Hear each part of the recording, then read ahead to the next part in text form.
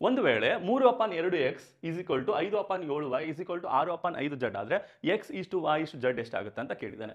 ನಮಗೆ x y z ಅನುಪಾತ ಬೇಕು ಅಂದ್ರೆ ಈ ಎಡದಲ್ಲಿರುವ 3/2ನ್ನ ಸಮಚಿಹ್ನೆಯಿಂದ ಆಚೆಗೆ ಬಲಕ್ಕೆ ತಗೊಂಡು ಹೋಗ್ಬೇಕು. ಅವಾಗ 3/2 ಇದ್ದಿದ್ದು 3 ಕೆಳಗೆ ಬರುತ್ತೆ, 2 ಮೇಲ್ ಬರುತ್ತೆ.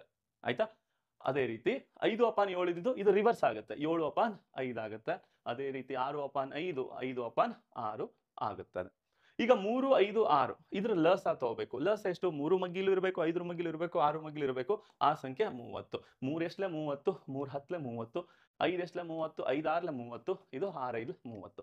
ಹಾಗಾದ್ರೆ ಇದು 2 ಹತ್ತಲೆ 20, 7 6ಲೆ 42, 5 5ಲೆ 25. ಹಾಗಾದ್ರೆ ಅನುಪಾತ ಏನಾಗುತ್ತೆ? 20 42 25.